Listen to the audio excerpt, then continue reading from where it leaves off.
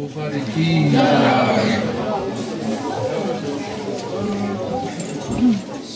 a very auspicious day today. Je velice příznivý den. The installation of Srila Prabhupada's Murti. Den instalace Murti Srily Prabhupády. It's a very significant event. To je velice významná událost. Because it will make us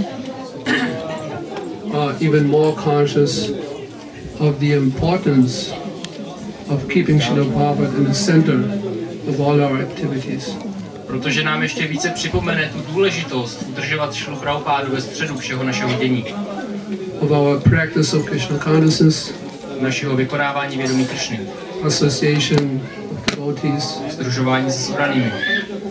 And also the relationship between ISKCON gurus and their disciples. A také ve vztazích mezi iskonskými guruji a jejich žáky.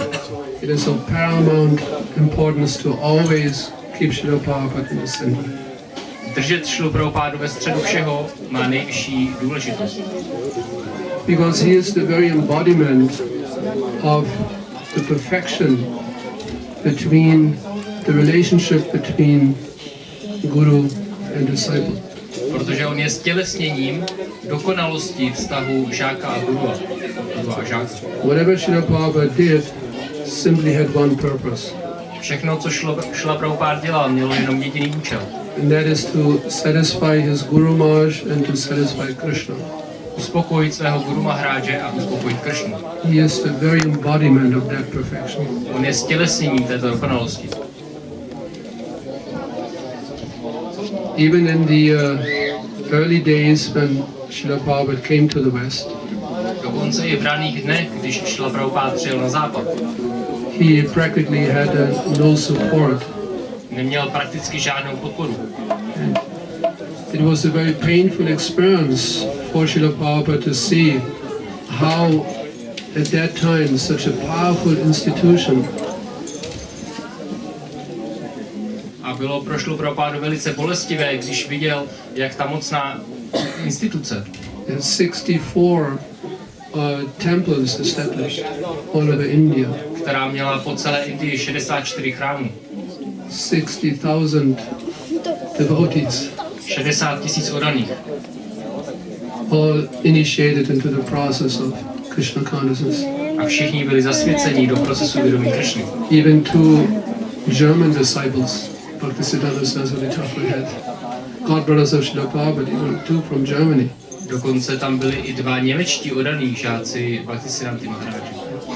And as we know the history, Bhaktisiddhanta Saraswati Thakur, he prepared to go to the West and spread Krishna consciousness. A my známe tu historii, jak se Bhaktisiddhanta Maharáž připravoval jet na západ a rozšiřovat vědomí Kršny. He sent already 3 of his disciples to London. 3 ze svých žáků už vyslal do Londýna. And with one book, what was it again? The Life of Sri Chaitanya? Yes, Life and Precepts of Sri Chaitanya Mahaprabhu. S tou jednou knihou Život a zábavy? Život a učení Chaitanya Mahaprabhu. So he prepared it. On je takhle na to připravoval. And they brought these 2 German devotees, disciples to India. A oni tyto 2 německé žáky přivezli do Indie. And Bhaktisiddhanta Saraswati Thakur, he was ready, he was preparing to go. A Bhaktisiddhanta Maharáž byl připravený jet. But then we know the history. Ale známe historii. All these arrangements being made by Bhaktisiddhanta Saraswati Thakur, making thousands of disciples, his publications. Všechny tyto přípravy Bhaktisiddhanty Thakura, ty jeho knihy a ty jeho tisíce žáků. His tireless efforts to eventually spread Krishna consciousness worldwide. Jeho neúnavná snaha nakonec šířit vědomí Kršny po celém světě. Unfortunately came to a grand halt. Se nakonec na neštěstí všechno zastavilo. And Srila Prabhupada experienced it. A Srila Prabhupáda to zažil. And but he was so dedicated to the order of his spiritual master. Ale on byl tak odevzdaný pokynu svého duchovního mistra, That despite of finding practically no cooperation, že přestože nenacházel skoro žádnou podporu, although he was sending letters, he was pleading to his god brothers at that time přestože posílal svým duchovním bratrům dopisy a prosil je, to send him at least one brahmachari, maybe one mridanga, something to help him. aby mu poslali alespoň jednoho brahmacháriho nebo aspoň jednu mridangu, aby mu pomohli. There was actually one brahmachari, V skutečnosti jeden brahmachari opravdu přijel. his god brother. To byl jeho duchovní bratr. No, sorry, it was a disciple of one of his god brothers. Ne, pardon, byl to jeden z žáků jednoho z jeho duchovních bratrů. Yes. And what was his name? Mangal Niloy. Jmenoval se Mangal Niloy. Mangal Niloy Das Brahmachari. Mangal Niloy Das Brahmachari. He when he heard what Srila Prabhupada did, he went to the West alone and 1-2 temples opened already. He felt so inspired. Když slyšel tento Mangal Niloy, když slyšel, co Srila Prabhupada dokázal, že odjel úplně sám na západ, už tam má 1 nebo 2 chrámy, tak byl velice inspirovaný. And he wanted to join Srila Prabhupada. A chtěl se ke Srilu Prabhupadovi přidat. But his Guru Maharaj did not allow. Ale jeho Guru Maharaj mu to nedovolil. Then finally he found one donor in India to give a large donation that Srila Prabhupada could buy a building to establish his first temple in New York. Až konečně našel jednoho dárce, který věnoval dostatečně velkou sumu na to, aby Srila Prabhupada mohl vlastně zaplatit ten svůj první chrám v New Yorku. And just some local paperwork in India had to be done. A už zbývalo dělat jenom nějaké papírování v Indii. And he was asking for that help, Tak se žádal aspoň o tuto pomoc, which was also being declined. což mu také bylo odmítnuto. In one letter, about 5 times, Srila Prabhupada mentioned the word cooperation and cooperate. Let us cooperate. V jednom dopise Srila Prabhupada 5krát zmínil slovo spolupracovat, budeme spolupracovat, dělat spolupráci. He wrote, let us forget about the past, whatever the history has been. Psal, zapomeňme na minulost, co bylo. But now we have an opportunity to cooperate. Teď máme ale příležitost spolupracovat. But again, one disappointment after the other. Ale opět jedno vlastně zklamání za druhým. And already some of his god brothers established their own institutions. A už jeho duchovní bratři začali zakládat své vlastní instituce. And claimed to be acharyas of those institutions. A nazývali se áčáry těchto institucí. Srila Prabhupada had no choice. He was being forced to establish his own institution. Takže Srila Prabhupada neměl žádnou jinou volbu, byl nucen založit vlastní instituci. Simply to be able to facilitate, as a facility to serve the order of his Guru Maharaj. Jenom proto, aby byl schopen zajistit nějaké prostředky k plnění pokynů svého Guru Maharáže. And we can see from that point, beginning from this, to establish his institution, to facilitate his service to his Guru Maharaj. A vidíme, že od tohohle bodu všechno bylo pro založení této instituce a pro založení těch prostředků k službě Guru Maharáže. From this point on, if you study a little bit the history, whatever Prabhupada did simply was to fulfill his Guru Maharaj's desire. Od tohohle bodu, pokud to budete studovat v historii, tak od tohohle bodu dál všechno, co Srila Prabhupada udělal, bylo pouze za tím účelem, aby naplnil ten pokyn svého Guru Maharáže. He translated so many books, Přeložil tolik knih, wrote his purpose, psal své významy, exactly what his Guru Maharaj wanted, což je přesně to, co chtěl jeho Guru Maharaj in English language. v anglickém jazyce. And he, on a massive scale, distributed them. A distribuoval je v masivním měřítku. He, at the very early beginning, he immediately established a center in London. Už na samém počátku založil první centrum v Londýně, Exactly what his Guru Maharaj wanted. což je přesně to, co chtěl jeho Guru Maharaj. And he, as early as 1970, he also established the GBC, A už v roce 1970 ustanovil GBC. Governing Body Commission, exactly what Bhaktisiddhanta Saraswati Thakur wanted. Tuto radu vlastně vedení ISKCONu, což je přesně to, co Bhaktisiddhanta Maharaj chtěl. Also assuming the title of founder Acharya. A také přijal titul zakladatele Acharya. He did this as a service to his Guru Maharaj. Toto udělal všechno jako službu svému Guru Maharajovi. To protect his institution. Aby chránil jeho instituci. So that there can be cooperation and the ongoing spreading of Krishna consciousness all over the world. Aby tady mohla být spolupráce a pokračující rozšiřování vědomí Kršny po celém světě. Any single accomplishment and ultimately the Vedic planetarium in Mayapur, exactly what Bhaktisiddhanta Saraswati Thakur wanted. Všechny ty jeho úspěchy, a které vrcholí vlastně tím planetáriem, védským planetáriem v Mayapuru, to je přesně to, co Bhaktisiddhanta Maharaj chtěl. His Back to Godhead magazine, jeho časopis Zpátky k Bohu, is a continuation of the what was it? Magazine.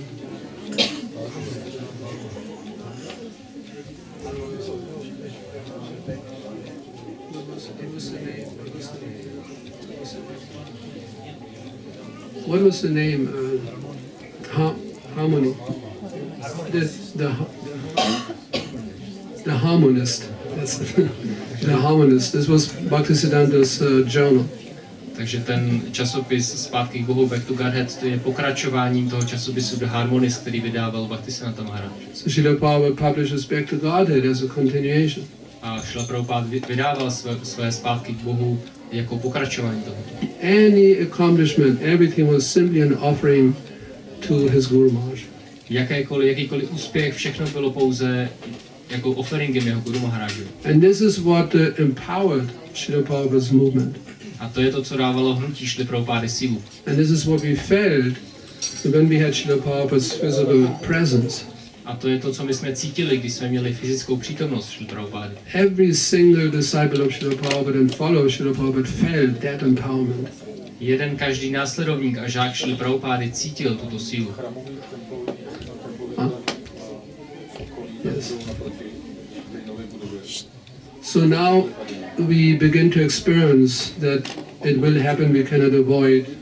Gradually, one after the other, disciple of Srila Prabhupada will leave this planet. A teď postupně začínáme zažívat to, že postupně jeden po druhém žáci Šrily Prabhupády opouštějí tuto planetu. It's already happening. Už se to děje.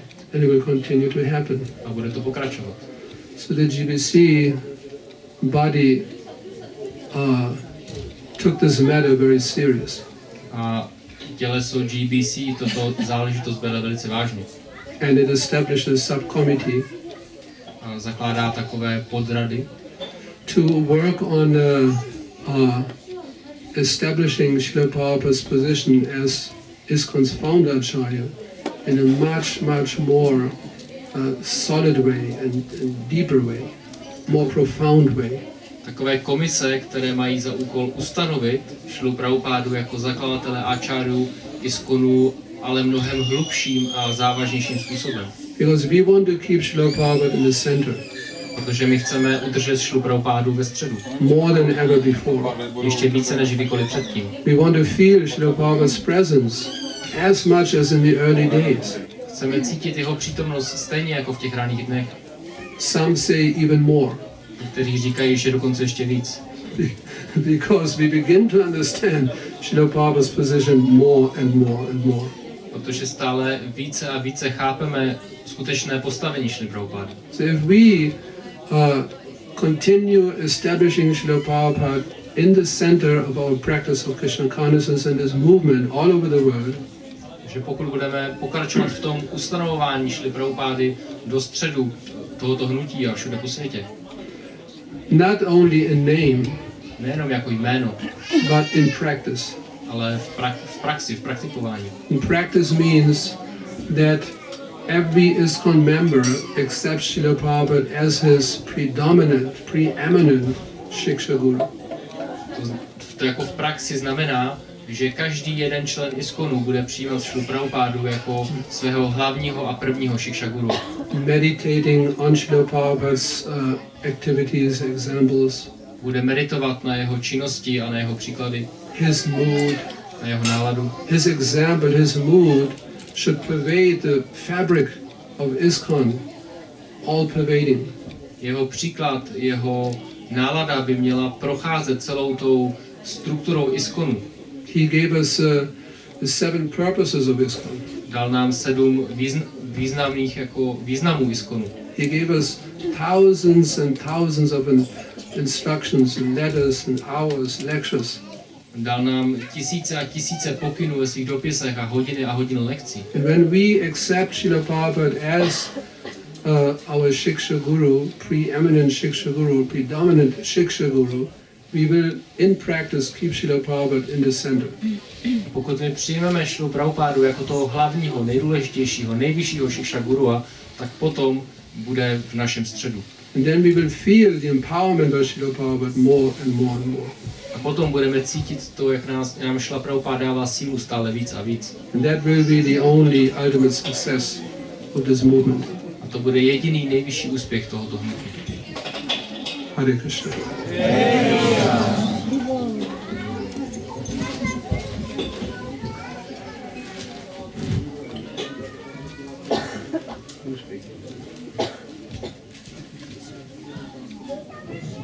Magyantmidandasya Ganandana Slakaya Chakshur Amritam Yena Tasmai Sri Gurave Namah Sri Chaitanya Manobhishtam Stapitam Yena Bhutale Swayam Rupa Kadamayam Dadati Svaha Paratikam Sri Krishna Chaitanya Prabhu Nityananda Sri Advaita Gadadhara Sri Vasati Gaura Bhaktavinda Hare Krishna Hare Krishna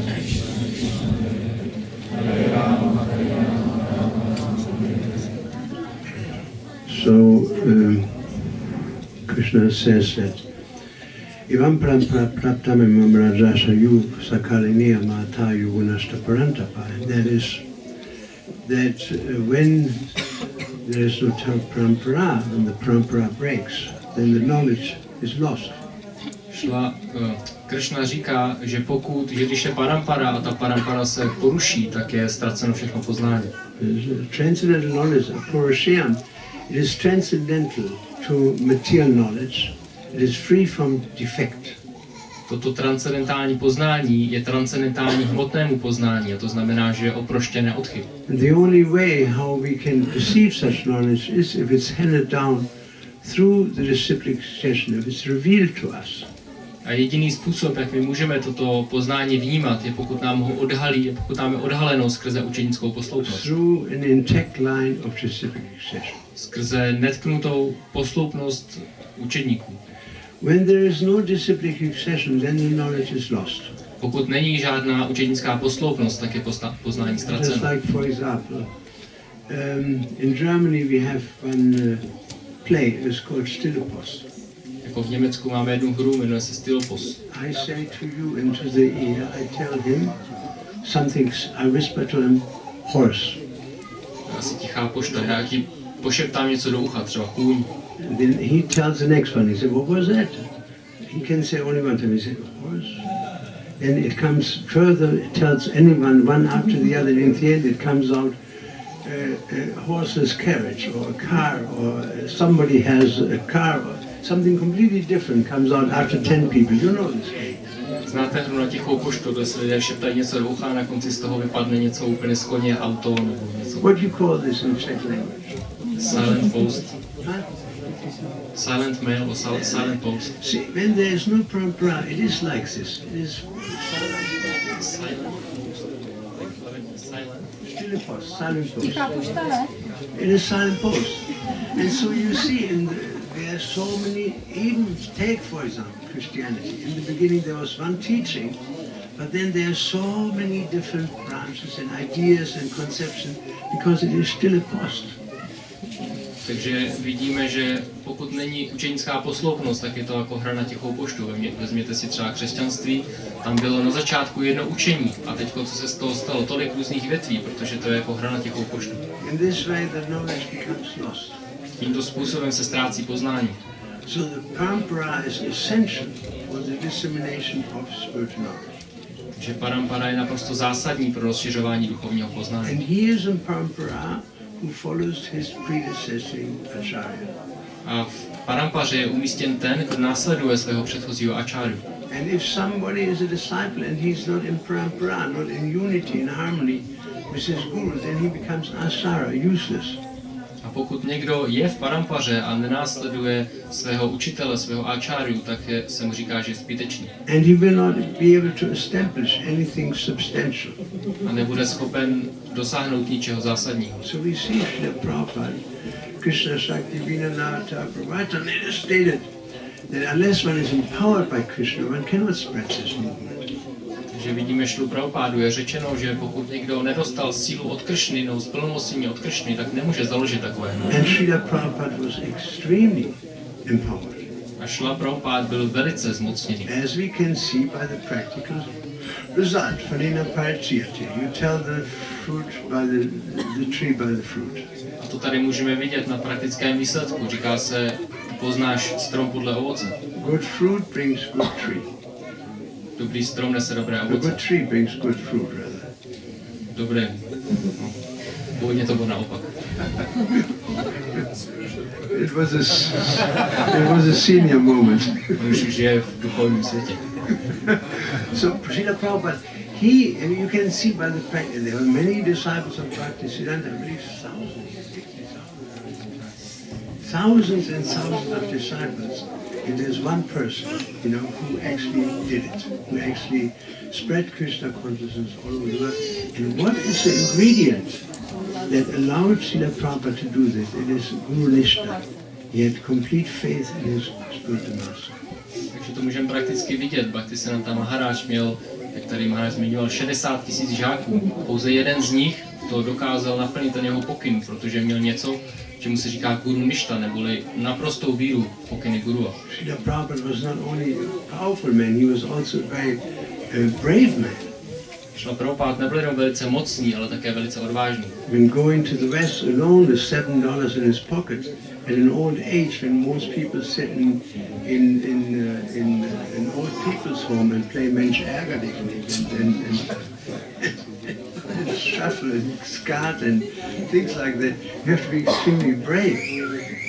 Ve věku, kdy většina lidí už jenom sedí v domě důchodců a hrají dámu nebo šachy, se $7 v kapse vyjel přes oceán do úplně cizí země. That's what people play. Even in his childhood, I just read, when Srila Prabhupada was, before he came to Bhaktisiddhanta, he was part of the independence movement. And in school, their friends were joking, somebody should establish the Indian national flag, the flag of freedom, on Victoria Monument, Victoria Memorial. It's a memorial that was just being built in Calcutta. It's 60 meters high.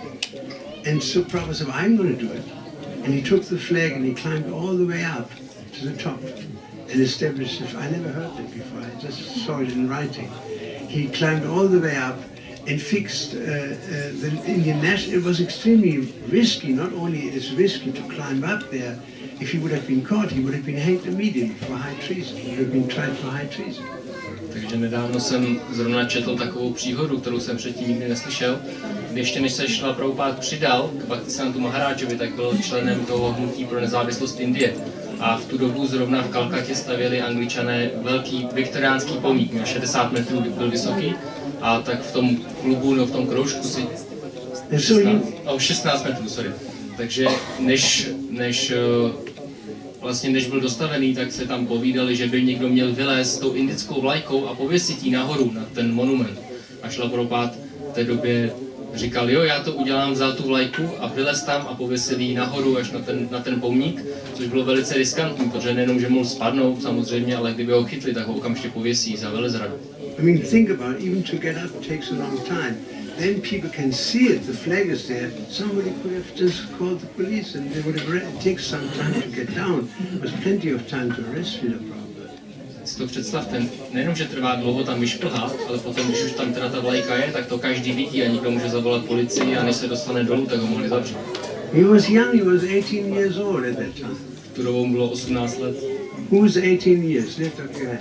Komu je tady 18? Zvedněte ruku. Somebody. Who's 18? Who's 17, 18, 19 years? komu je mezi 17 a 19 roky. So that means he was younger than all of us here in this room. He was a younger man. To znamená, že on byl mladší než my všichni tady v té místnosti. Who's 20? Komu je 20? Okay, here. He was younger than this person. Byl mladší než tady ten člověk. A very young man. Velice mladý muž. The youth, practically speaking. He climbed all the way to the memorial and risked his life. Byl ještě mladík, ale už v té době vyšplhal na ten monument a riskoval svůj život. So in the same way, Prabhupada later risked his life of going to America completely by himself. A podobně pak riskoval život, když jel pak později do Ameriky úplně sám. He risked his life to go to Vrindavan completely by himself without any money and support. Riskoval, když odešel sám do Vrindávanu bez jakýchkoliv peněz a prostředků. And so he risked his life coming to the West. A riskoval svůj život, aby přijel na západ. And he was extremely brave. Byl extrémně odvážný. In Germany, he was preaching. One professor Durkheim, he Prabhupada said, "What is your philosophy?"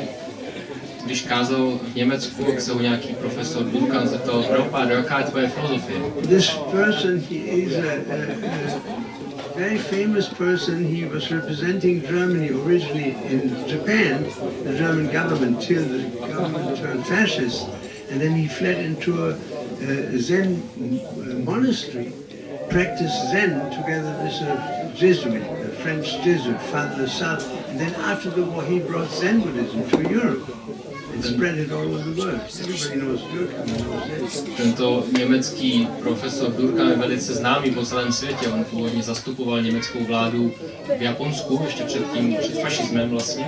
A potom, když začala ta druhá světová válka, tak utekl do zenového chrámu. A poté, co válka skončila, tak vlastně se vrátil zpátky do Německa a přivezl sebou zen, takže každý, kdo zná zen buddhismus, tak zná tady toho profesora. Hugely famous person. At that time, this professor, he had a seminar in the Bavarian, in the Schwarzwald, and he had 30 German bishops attending his seminar, his meditation seminar. All the German top bishops went there for meditation. He was a very influential man. On byl velice významný, známý člověk. Jednu dobu on dával seminář o meditaci a na ten přišlo 30 těch nejvyšších biskupů z celého Německa, aby tam meditovali. So Prabhupada asked this person, "What is your philosophy, Professor Durkheim?" A Prabhupada se tohoto profesora zeptal, tak profesore Durko, jaká je vaše filozofie? And Professor Durkheim explained his philosophy. A profesor Durkheim vysvětlil svou filozofii. And after some time, Durkheim, he wondered that Prabhupada wouldn't say anything. A po pár chvílí, no po nějaké době mu začalo divné, že Prabhupada to nic neříkal. So he says, "Swamiji, what do you think of this?" A tak se zeptal Swamiji, co si o tom myslíte? And Prabhupada smiled, says, "Not very intelligent." Prabhupada se usmál a řekl, no to není moc inteligentní. The man was shocked. It was his whole life that he presented. Ten muž byl v šoku, protože zrovna mu odvyprávěl celý smysl svého života. And I was shocked too. I was sitting there. A já jsem tam seděl a byl jsem taky dost šokovaný. I arranged that meeting. Já jsem dokonce zaranžoval tohle setkání. I communicated with him before and I brought him all the way to see Prabhupada. I was really shocked and not very intelligent. Já jsem s ním, s Durkheimem si hodně dlouho volal a zaranžoval jsem, aby se setkal s Prabhupádou a pak jsem byl v šoku, když mi vpál do obličeje, že nemusí inteligentní. Professor asked, "Why you say this, Swami?" A pak se profesor zeptal, proč to říkáte s vámi? And then Prabhupada said, "Because," and then he explained the philosophy. A Prabhupada řekl, protože, a pak vysvětlil celou filozofii. And then this Durkheim, he paid Dandavat to Prabhupada at the end, it was a discussion. He put his whole body and grabbed Prabhupada's foot and looked, he said, "Please accept me as your younger brother." A potom po té diskuzi se tento Durkheim položil, dal Prabhupádovi Dandavat celým tělem, chytnul za nohy, zajel k němu a řekl, prosím, přijmi mě jako svého mladšího bratra. And on the way to the railway station in Frankfurt, Durkheim told me, he said, "This man is through. He's on the other side." He said, "I've met many gurus, I met many swamis, many great persons. I've never met in my whole life a person like that." A potom, když jsem ho odvážel vlastně zpátky ve Frankfurtu na nádraží, tak mi tento Durkheim řekl, tenhle člověk je na druhé straně, už na druhé straně. Já jsem potkal hodně gurů, různých svámích a duchovních mistrů, ale nikdo z nich není takový jako on. Then Prabhupada preached to one German professor, Professor Prithu. A potom Prabhupada kázal jednomu německému profesorovi Hata Push, Professor at Frankfurt University. profesor z Frankfurtské univerzity. And he said, "What is your philosophy?" Prabhupada told him, what is your A Prabhupada se zase zeptal, jaká je vaše filozofie. Prabhupada always wanted to know first, who are you? What is your philosophy? Prabhupada vždycky nejdřív zajímalo, tak kdo seš, jaká je tvoje filozofie. This is what we should do. When we preach to a person, we have to first find out what he's thinking, what is your philosophy. Then we can answer. Otherwise you don't know who you're talking to. To je ve skutečnosti to, co bychom měli dělat, když kážeme, měli bychom vždycky nejdřív zjistit, co si ta osoba myslí, kdo to je, protože jinak nemáme žádnou podstatu v tom kázání. Like a doctor, when you go to a doctor's office, he doesn't say heart attack. Když jdete za doktorem, on se na vás nepodívá, neřekne infarkt. Finds out, first he asks you all kinds of questions. Prvé se vás zeptá na různé otázky. Then he asks the body to respond and asks the body all kinds of questions. Potom veme to své sluchátko a zeptá se těla na spoustu Takes a otázek. hammer and hits against the leg so that he sees a reflex. Vezme kladívko, tluče vás do kolena, aby viděl ty Then he reflexy. measures the blood pressure Taky vám změří tlak. and takes his temperature and so many things. He tries to understand first from the person inside, then from the body, and then on that basis he starts developing a strategy what to do. On se nejprve snaží naslouchat od té osoby, která je uvnitř, potom od toho těla. A na základě tady toho on se snaží vytvořit nějakou strategii, jak té osobě pomoct. So he diagnosed the person before he gave a medicine. On nejprve vytvoří diagnózu, než dá nějaký lék. It's the same thing. He diagnosed his priest. He said, what is your philosophy? Takže Prabhupada dělal to samé. Zeptal se tohoto profesora, jaká je tvoje filozofie. The professor spoke. It was very boring. A profesor začal mluvit a bylo to velice únavné. And after some time, he asked Prabhupada, what do you think of this philosophy? Po nějaké době se Prabhupada zeptal, co si myslíte o této Prabhupada told him filozofii. 2,000 years had passed and still you don't understand Jesus. A Prabhupada mu řekl, uběhly 2000 let a ty si pořád ještě nepochopil Krista. The man was shocked. A ten muž byl zase v šoku. And I was shocked Já jsem byl taky v šoku. because I brought this man to Já jsem tady toho taky přivedl. And the man said, Swamiji, why you say this? A ten muž se zase zeptal, a proč to říkáte s vámi? No, but that is very simple. If you understand Jesus, then you can. If you understand Krishna, you can understand Jesus, and if you understand Jesus, you can understand Krishna. Prabhupada řekl, je to velice snadné. Pokud pochopíš Ježíše, můžeš pochopit Kršnu. Pokud pochopíš Kršnu, pochopíš And if you Ježíše. say you love Jesus, you must love Krishna because he's a father. Jesus said, "Love your Lord." Love the Lord. Protože pokud miluješ Ježíše, musíš milovat Kršnu, protože Ježíš říkal, miluj mého Otce. You should love your Lord with all your heart. He says, so you have to love Krishna. Měl by si milovat Boha jako celé své srdce, celého sebe, říkal Ježíš. And if you love Krishna, you must also love Jesus. Pokud miluješ Kršnu, musíš také milovat Ježíše. And then Prabhupada said, the founder Acharya, that was most shocking. He said the founder Acharya of ISKCON, the International Society for Krishna Consciousness, A.C. Bhaktivedanta declares here that Jesus practiced speaking his guru. This was very shocking. A potom Prabhupada vzal takový vážný tón a řekl, zakladatel Áčára Mezinárodní společnosti pro vědomí Kršny A.C. Bhaktivedanta Swami tady vyhlašuje, že Ježíš je guru, což bylo This was také for velice the sake šokující. of preaching, he was saying this to this professor. On to říkal kvůli kázání tomuto profesoru. And then he said, but for the Christians, I have only very sharp words. A říkal, ale pro křesťany já mám jenom velice ostrá slova. So here's a big professor, he tells them we have only sharp words for the Christians. A on byl velký profesor a on mu říká, já mám pro křesťany jenom velice ostrá slova. The professor was in a state of shock. Profesor byl úplně šokovaný. And then Prabhupada said, because you don't follow Jesus. Potom Prabhupada řekl, protože vy nenásledujete Ježíše. He says you should not kill, but you're killing. Říká vám, abyste nezabíjeli a vy zabíjíte. And then Prabhupada preached to him. He said, you cannot kill animals, they are God's creatures. Potom mu Prabhupada začal kázat a říkal, nemůžete zabíjet zvířata, jsou to boží stvoření. You just pay lip service, you don't really follow. Vy sloužíte pouze ústy, ale ve skutečnosti nenásledujete. And so in the world of religion, people tend to pay lip service.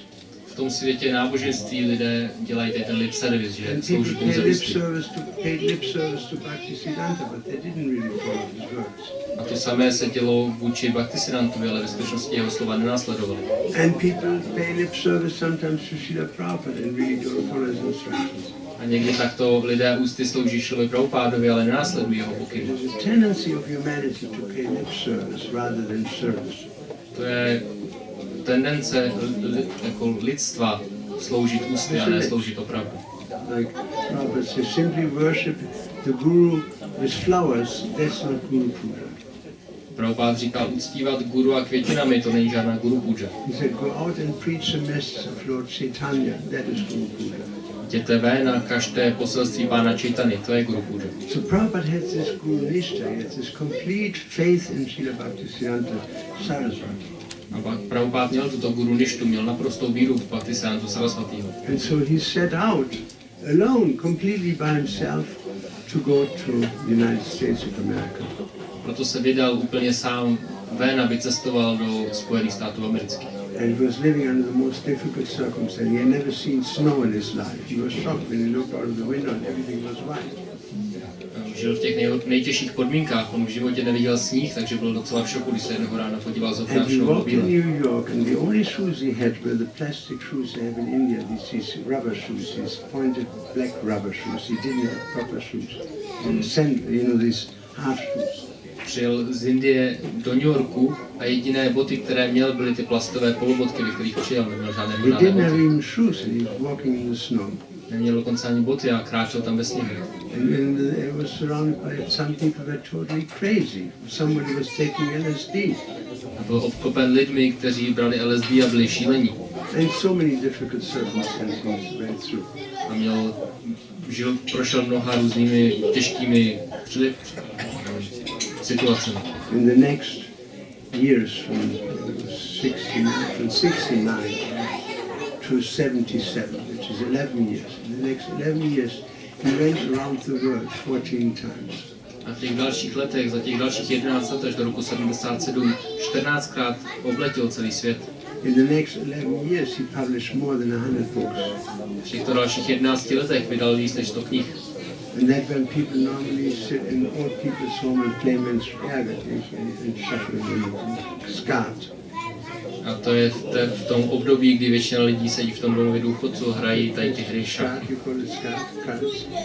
Je nějaké karty, no. Nějakou karetní hru. And in the next 11 years he wrote more than 15,000 letters. Imagine that. V 11 letech napsal více než 15 000 dopisů. And in the next 11 years he initiated more than 5,000 disciples. Zasvětil více než 5 000 žáků. And in the next 11 years he gave more than 3,000 lectures. Dal víc než 3000 lekcí. Up to his last moment, even in bed, I happened to be there. I saw that they were holding the microphone to his mouth, and he was continuing to translate. Já jsem tam byl v těch posledních momentech a on ještě před smrtí mu drželi u úst mikrofon a on stále překládal. And in the end, last thing he said was everything. His hand went up, very peaceful. He was already. He was dying. And he said it took 10 minutes to get it out. He said everything moving and non-moving. There's nothing but Krishna. This consciousness is called Krishna consciousness. That was the last sentence Prabhupada spoke. Poslední, co Prabhupád vyslovil, já jsem tam byl v té chvíli a trvalo mu 10 minut, než to vyslovil, protože už umíral a těžce se mu dýchalo, ale poslední, co řekl, všechno pohyblivé i nehybné, všechno jenom Kršna. Few days before, Bhakti Swami gave Srila Prabhupada medicine. To se říká vědomí Kršny a pár dní předtím Bhakti Swami dával Prabhupádovi léky. And Prabhupada asked Bhakti Swami, did you close the bottle? A Prabhupád se zeptal Bhakti Swamiho, zavřel si tu lahvičku? Maharaj said, no, I didn't. A on řekl, ne, nezavřel. And then Prabhupada said, that is your disease, all of you, that is your disease. Prabhupád mu řekl, to je tvoje nemoc, vás všech, to je vaše nemoc. You know how to open bottles, but you don't know how to close them. Vy víte, jak otvírat lahve, ale nevíte, jak je zavírat. You start so many new things, you don't see the consequences. Vy začínáte tolik nových věcí, ale nevidíte důsledky. You know how to live, but you don't know how to die, and therefore I have to show you. Vy víte, jak žít, ale nevíte, jak zemřít, a proto vám to So this musím little ukázat. thing is summed up the whole misère, the whole misery of material existence. So many things have been started, you know. Therefore we have biological pollution, we have chemical pollution, now we have genetical pollution. Everything is polluted. The rivers, the oceans, the air, everything is, the bodies are polluted. The food is polluted. Simply because of what Prabhupada described as opening bottles, but you don't know how to close it. V tomto jediném okamžiku on vlastně shrnul celou tu mizérii té hmotné existence. proč dneska je všechno znečištěné, jako řeky, vzduch, naše tělo, jídlo, všechno, co děláme, všechno, s čím se setkáváme, je znečištěné a to je proto, že jak Prabhupada řekl, my víme, jak otvírat lahve, neboli začínáme tolik nových věcí, ale nevíme, jak je zavřít. So he said, you know how to live, but you don't know how to die, and so I have to show you. A řekl, vy víte, jak žít, ale nevíte, jak zemřít, a proto vám to musím After ukázat. that, he gave instruction that Jadubash would film him while he was leaving the body. Potom dal ten pokyn, že ho Jadubáš má natáčet při tom, co bude umírat. It was filmed. You can see the film, the final lesson. Bylo to natočeno, můžete se podívat na ten film Poslední pokyn. Because he had to show us how to die. Protože nám musel ukázat, jak zemřít. So then he said, there's nothing but Krishna. That's all. There's nothing else but Krishna.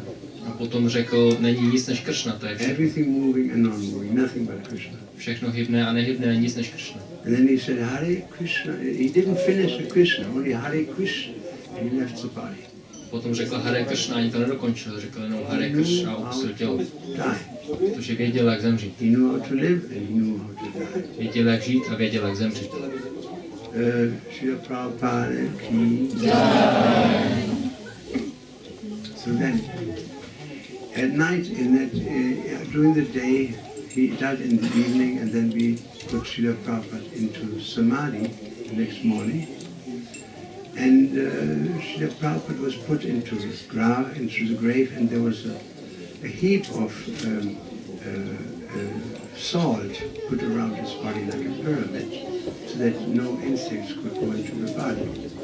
Šla Prabhupada opustil tělo na večer a my jsme potom ráno ho dali do samádhy, což bylo vlastně, tam on ležel a byla na něm taková velká hromada soli, aby se k němu nedostal žádný It was hmyz. filled with earth, and they put a bamboo rod on Srila Prabhupada's head and filled up the earth all the way up to the level of the rest of the ground, and this bamboo rod stick out this much, and they made a little mount around this bamboo rod, and then they pulled the bamboo rod out.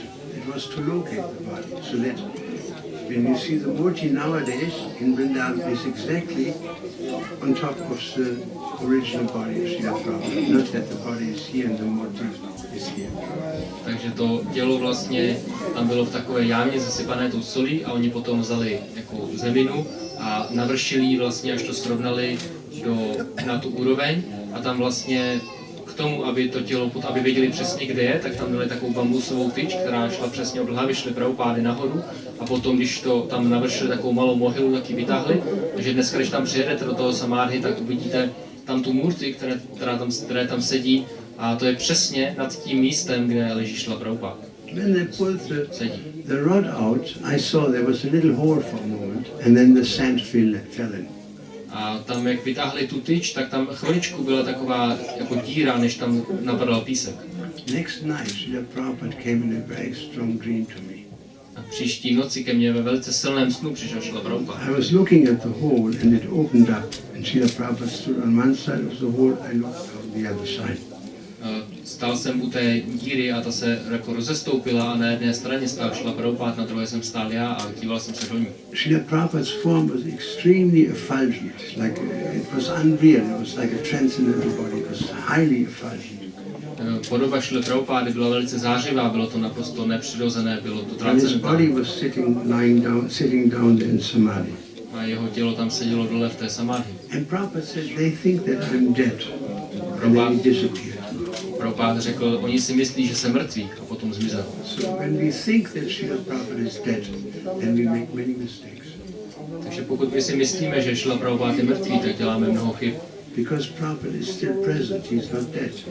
Protože Šrila Prabhupada je stále přítomen, není Like mrtvý. we say, he reasons ill who think that Vaishnava died whilst he's living still in sound.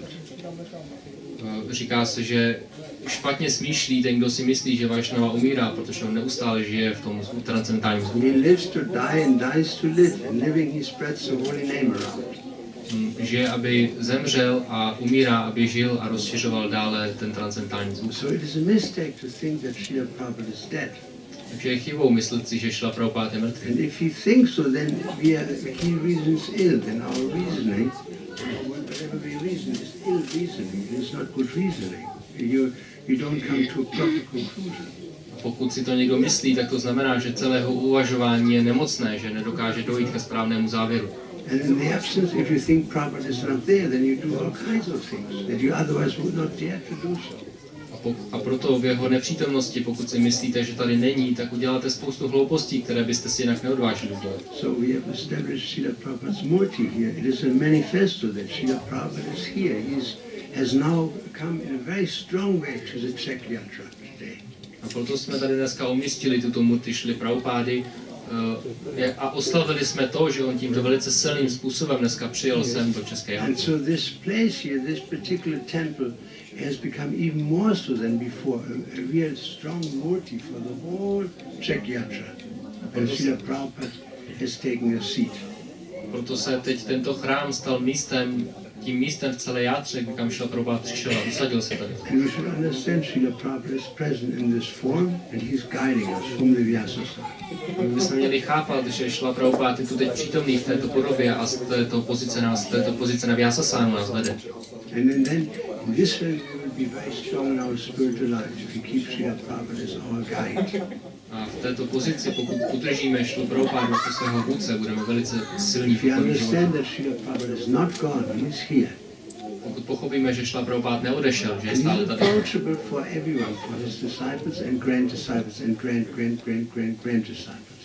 On tady vždy bude pro všechny, pro své žáky, pro žáky svých žáků i pro žáky žáků, žáků svých žáků. On přišel z duchovního světa. One time, it was on the Russian festival years ago, maybe 3 years ago, 4 years ago, Bhavananda Prabhu. He told me that one time Prabhupada took him aside and said, you know, I didn't want to come here. Jako jednou asi před 3-4 lety na jednom ruském festivalu si mě Bhavananda Prabhu vzal stranou a řekl, víš, Prabhupada si mě jednou vzal stranou takhle a řekl, já jsem sem nechtěl přijet. He said, I was in the spiritual world, I didn't want to go to the material world, but because Krishna wanted me to go, I went. Prabhupada říkal, já jsem byl v duchovním světě a nechtěl jsem se mít, ale protože Krishna chtěl, tak jsem šel. I told Krishna, I really don't want to go, it's a terrible place in the material world. Já jsem Krishnovi říkal, já tam nechci, je to strašné místo, ten hmotný svět. But Krishna says, don't worry, I will help you. Ale Krishna říká, neboj se, já ti pomůžu. That's according to the witness of Bhavananda Prabhu. Personally, Prabhupada told him, he says. Toto osobně říká Bhavananda Prabhu, že mu říkal Prabhupada. So he was not an ordinary person, he came from the spiritual sky. Znamená, že nebyl obyčejným člověkem, ale přišel z duchovního nebe. To preach, spread Lord Chaitanya's mission all over the world. Aby pomáhal šířit a kázat poselství Pána Chaitanya po celém světě. It's predicted that Maisena, Lord Nityananda said, Maisena will come one day and spread this movement all over the world. That was Srila Prabhupada. A bylo to řečeno, Pán Nityananda řekl, jednou přijde můj následovník a rozšíří toto hnutí po celém světě a to byl Šrila Prabhupada.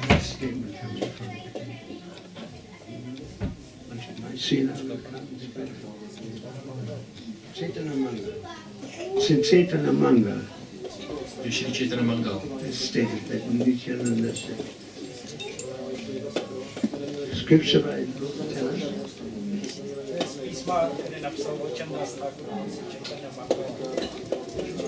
Je to z Chaitanya Mangaly od Lochandase Thakura. And what does he say exactly? Co to říká přesně?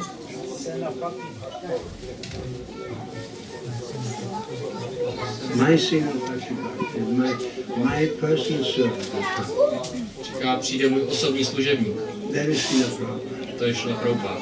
So we are extremely fortunate people. Jsme velice šťastní lidé. That we can be here and dedicate ourselves to Srila Prabhupada's service. Že zde můžeme být a odevzdat se službě Šrily Prabhupády. How many people there in Czech Republic? How many Švejks? Kolik je tady v Čechách Švejků, který to můžou říct? What is it? How many million Švejks? Kolik je tady milionů Švejků? 10 million? 10 million. Out of 10 million, how many are in the room? Maybe 100, maybe 150. Kolik z těch 10 milionů teď je v téhle výsosti? 100, 150? Manusya Manam Sahasrisham, the Prabhu is saying, out of 1,000 people, 1 person. So we are extremely fortunate that we can be here and help Srila Prabhupada to spread Krishna consciousness all over Sri Uzbekistan. Takže jsme velice šťastní, že tu teď můžeme být a sloužit Šrilovi Prabhupádovi tím, že budeme rozšiřovat verní kršny po Švejkistánu. That all the Švejks should be liberated. Švejkové by měli být osvobozeni. And go to the spiritual world. A jít do duchovního By světa. the mercy of Srila Prabhupada. Milostí Šrily Prabhupády. Srila Prabhupada ki, Uzbekistan ki, go Prabhu. All the present Švejks ki jai. Všichni přítomní Švejkové.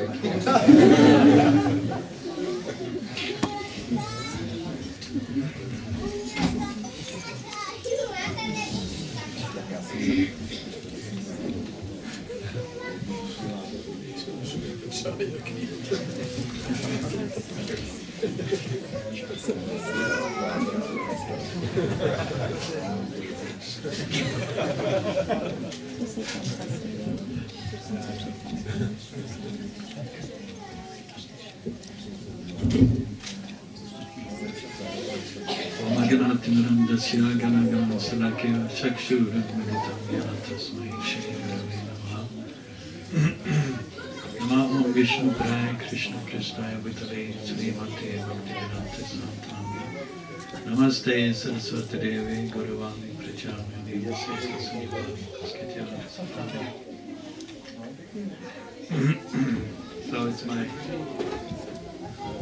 So it's my good fortune to be here today on this day when Srila Prabhupada is manifesting himself in this form. Je mým velkým štěstím, že tady mohu být v tento den, kdy se tady Šrila Prabhupád projevuje v této krásné podobě. When I first saw this murti of Srila Prabhupada, I was standing in the office behind there, and who is this? A když jsem poprvé toto murti viděl, tak tam seděl v kanceláři a jsem si říkal, kdo to je. I just see Prabhupada's murti a little bit by the side of my vision. Já jsem to viděl jenom tak jako stranou. I think, who is sitting there? Já jsem si, kdo to tam sedí. I turn and see, oh, it's Srila Prabhupada. Pak jsem se ukázal, to je Šrila Prabhupád. Of course, I pay my obeisances. Tak jsem samozřejmě vzal poklony. It was such a feeling or the impression, immediate impression was, oh, it's Srila Prabhupada who's here. A můj okamžitý dojem byl, to je Šrila Prabhupád, který je tady. He being very alive in this form.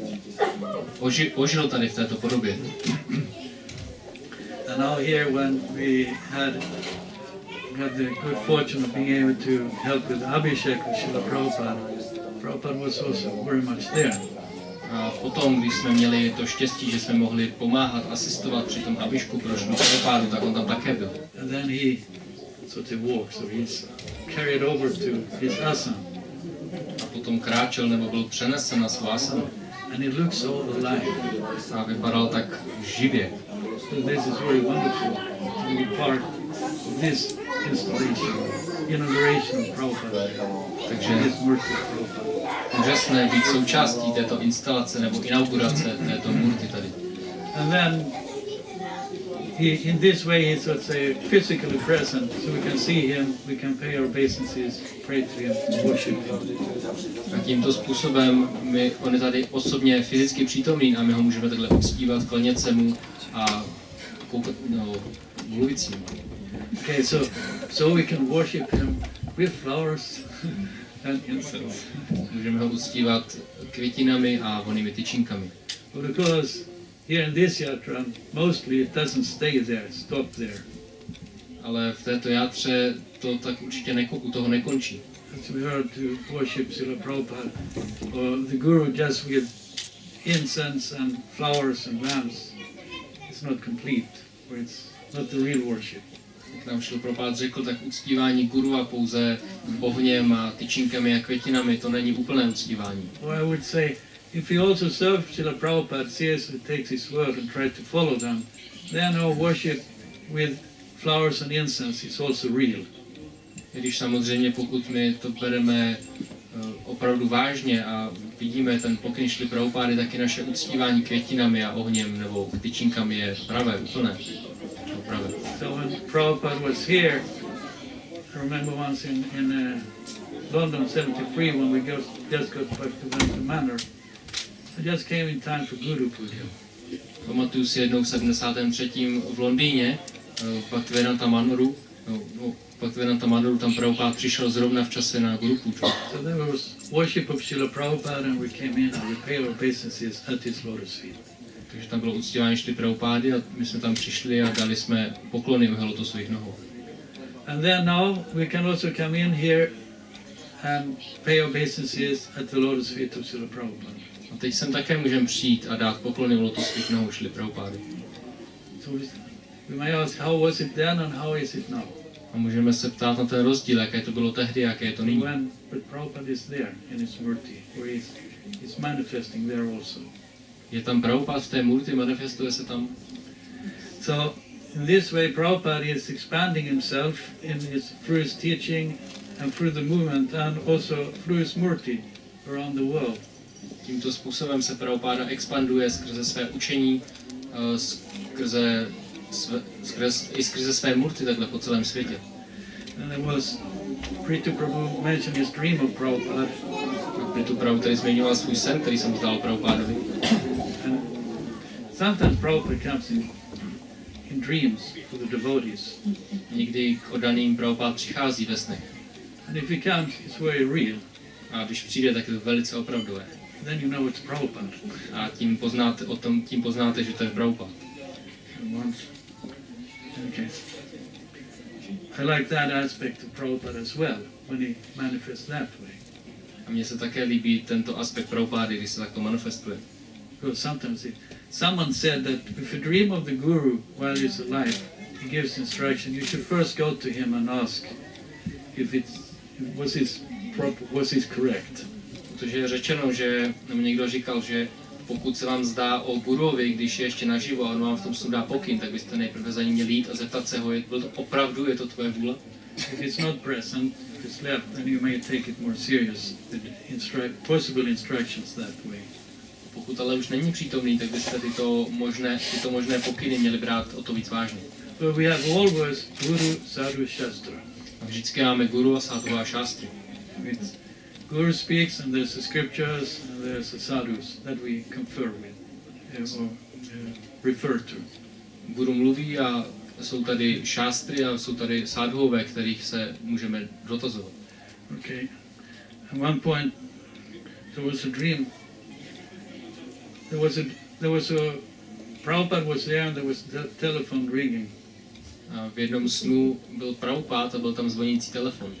And I said, Prabhupada, the telephone is ringing. A já jsem říkal, Prabhupádo, zvoní telefon. And he said, can't you even lift the telephone? Can't you even answer a telephone call? A Prabhupád mi říká, že nedokáže ani zvednout telefon. The point was that I had some thought that I should go to, this was in Sweden, when we first came to Sweden, that I should go to another town to visit a bhakta or a friend there who wanted to know about Krishna. Byl takový bod, kdy jsme přijeli poprvé do Švédska a v tu chvíli já jsem se rozhodl, že pojedu do jiného města navštívit jednoho bhaktu nebo přítele vědomí Kršny, který se chtěl přidat. I was hesitant. A já jsem váhal. So I take it as a sign. Takže jsem to vzal jako No, znamení. can't you even take a phone call? Nedokážeš ani zvednout hovor. When Prabhupada left and we felt his absence in many ways. Když Prabhupád odešel, tak my jsme tu jeho nepřítomnost cítili mnoha způsoby. And then it happened that he came in a dream. A potom se ale stalo, že přišel ve snu. Not much happened, but I thought, oh Prabhupada, you're here, you haven't gone. Moc se v tom snu toho nestalo, ale já jsem si říkal, Prabhupádo, ty jsi neodešel, jsi tady. So in that way I got the feeling that he hasn't left, he's there. A tímto způsobem jsem získal ten pocit, že on neodešel, že je stále tady. He's spiritually with his disciples and followers. On je duchovně se svými žáky a následovníky. And he may come in a dream. A může přijít ve snu. But it's most tangible in here is his murti, or that we can worship and perceive. A také tady v této murti, kterou můžeme uctívat a vnímat. And then we have the books that Prabhupada produced, translated. Tu máme knihy, které Šrila Prabhupád přeložil a vydal. And they were tangible manifestations of, like we can say, Prabhupada's, Krishna's mercy for Srila Prabhupada. Oni jsou hmatatelným jakoby výrazem té milosti, Krishnově milosti, která přišla skrze Šrilu Prabhupádu. So another way of worshiping Srila Prabhupada is by just simply studying his book. Že další způsob, jak uctívat Šrilu Prabhupádu, je pouze studovat jeho knihy. Applying the teaching in our life. A aplikovat toto učení ve našich životech. And also help either distribute the books or assist to distribute the books. Také pomáhat ostatním rozdávat knihy nebo pomáhat rozdávat jim ty knihy. Because Prabhupada, that is the beauty Prabhupada put up, as was told here before, he established ISKCON and the International Society for Krishna Consciousness and the GBC. A to už tady bylo řečeno, že Prabhupada založil Mezinárodní společnost pro vědomí Krišny a GBC. So that we in an organized way the movement can go on. Aby toto hnutí mohlo pokračovat organizovaným způsobem. And thus Prabhupada established in such a way, and it's still there and it's still expanding. A Prabhupada to založil takovým způsobem, že to tady pořád je a pořád se to rozrůstá. There was one Giraj Maharaj, he at one point Prabhupada asked him, how is this movement going to go on? V jednu chvíli se Prabhupada zeptal Giraj Maharaj, jak bude to hnutí pokračovat. So Prabhupada, Giraj Maharaj said, well, by our devotion, it will go on. Ne, tak ne, Prabhupada se ptal Giraj Maharáče a on odpověděl, no, tou oddaností bude pokračovat. But Prabhupada was not fully satisfied. Ale Prabhupada to neuspokojil. So he said organization and intelligence is required. Řekl, je potřeba organizace a inteligence. So Prabhupada very kindly left us organization. A Prabhupada nám velice milostivě zanechal tu organizaci. And gave us intelligence, we say instructions for how to practice Krishna consciousness and spread Krishna consciousness. A dal nám inteligenci, které my říkáme pokyny, to jak rozšiřovat vědomí Krishny. And Prabhupada also in his mission established somewhat different programs, but all for the purpose of glorifying the Lord, for glorifying Krishna, spreading Krishna consciousness. A Prabhupada ve své misi ustanovil mnoho programů, ale všechny za jediným cílem, a to je uspokojit nejvyššího Pána Krishnu. Because there's one thing that's for me kind of, I remember, well,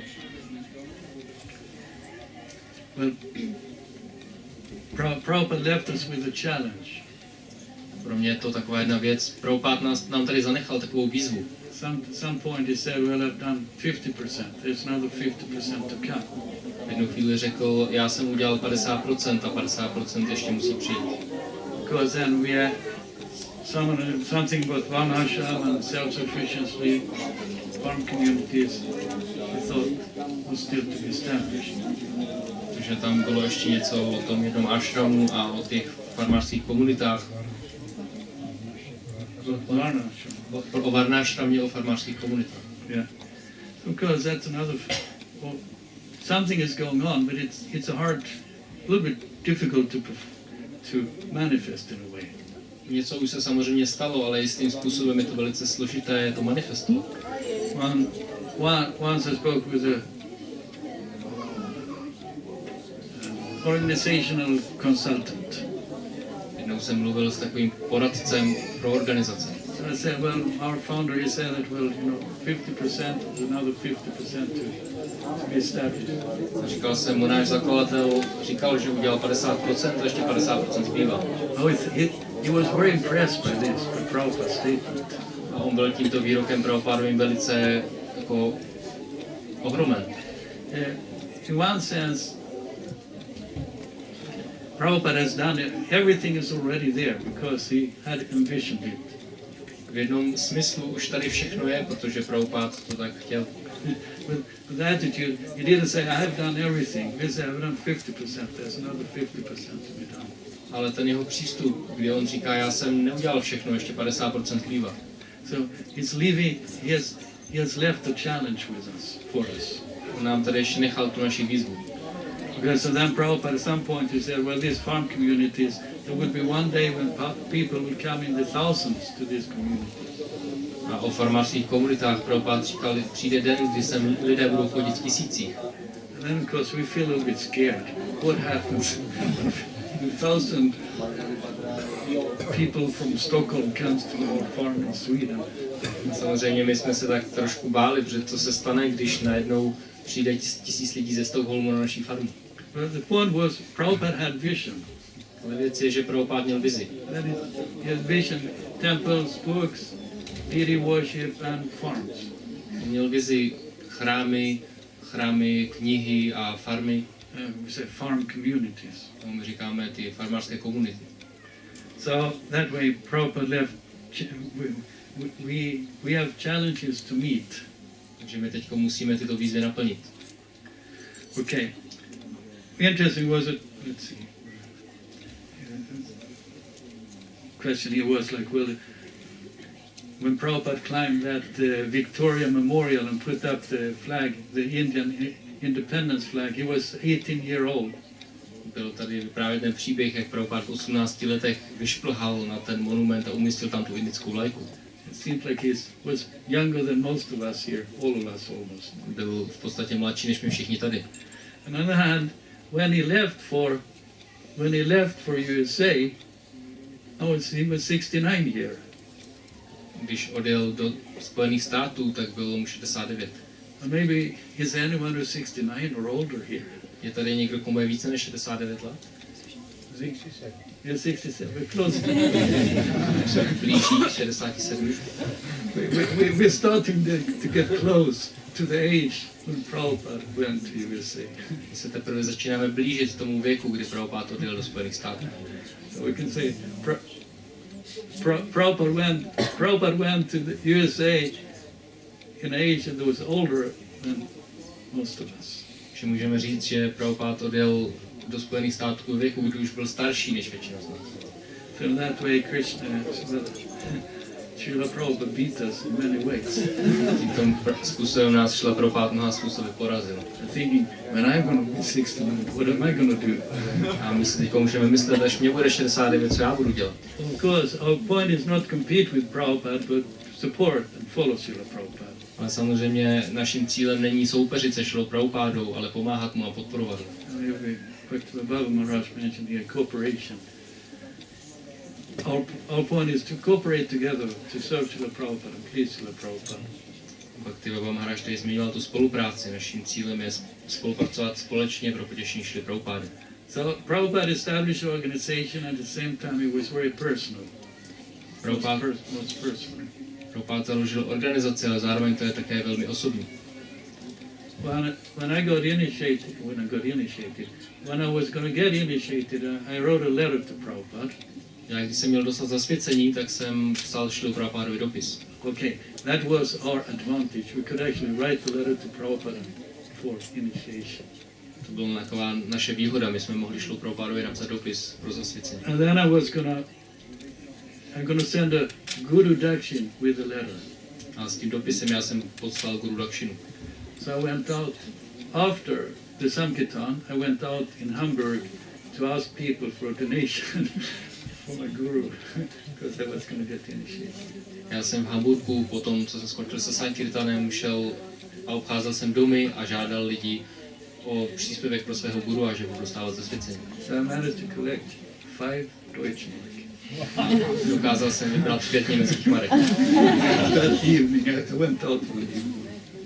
To bylo ten jeden večer, kdy jsem šel ven. And I sent it with the letter. A tak jsem ho to poslal s tím dopisem. Well, this doesn't look very much. Jsem si říkal, no to asi nevypadá jako moc. Nevypadá jako, že to je moc. The interesting thing is that I received a letter. After some time, I received a letter with my beads. The Prabhupada accepts me as his disciple. Ale divná věc je, že za nějaký čas jsem obdržel jako dopis, kde byly mé korále a dopis, že mě Prabhupada přijímá za svého žáka. And it's nicely typed up. To bylo pěkně napsáno. But then there's some, at the bottom there's a small parenthesis written by hand. This is plus 5 D-mark Indonesian. A tam dole bylo ještě rukou jako závorka připsáno plus 5 německých marek jako donation. Okay, I got the feeling that the secretary wrote the letter and then showed it to Prabhupada. Já jsem měl ten pocit, že sekretář ten dopis napsal a ukázal ho Prabhupádovi. And then Prabhupada pointed out that, well, he gave 5 mark in donation also. Ale potom Prabhupád poukázal na to, no ale on také dal 5 marek příspěvek. At least it was noted that I gave 5 mark, even though it was not so much. To znamená, že Šrila Prabhupád si všimnul toho, že já jsem mu dal těch 5 marek, přestože to nebylo moc. I asked Shamsundar Prabhu, who was with Prabhupada at that time, if he remembered it. A Šama Sundar Prabhu si to mohl pamatovat, on v tom byl z Prabhupádu. He claimed that he remembers it. Nebo aspoň on tvrdí, že se to pamatuje. I cannot confirm my point, Já jako podporuje tu moji my verzi, understanding of it. moje pochopení toho. Because I can ask, does Shamsundar Prabhu or my god brother really remember that? Nemůžu říct, jestli si to Šama Sundar Prabhu, můj duchovní bratr, opravdu pamatuje. But the point was that Prabhupada took notice of even a small sum, a small contribution to the movement. Ale ta věc je, že Prabhupád si všímal i velice malých jako příspěvků do toho hnutí. So that way, whether we can do big or small, in any case, let's do what we can with love for the sake of serving Srila Prabhupada. Že ten bod je, ať už můžeme dělat hodně nebo málo, tak dělejme, co můžeme s láskou pro službu Šrily Prabhupádu. Keep Prabhupada in the center. Držme Prabhupádu ve středu. And for Srila Prabhupada, everything is possible. By Srila Prabhupada's mercy, everything is possible. Milostí Šrily Prabhupády je všechno možné. So by his mercy, we're sitting all together here today. A jeho milostí tady také všichni sedíme dnes pohromadě.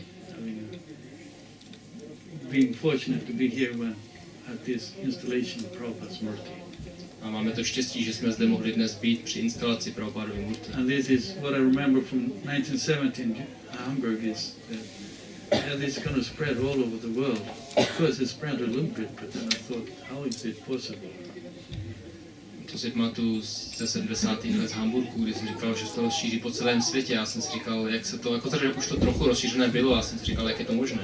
A question like Prabhupada's god brothers asked, how will this movement spread all over the world? Jo, to se ptali Prabhupádovi duchovní bratři, jak se tohle hnutí jako rozšíří po celém světě.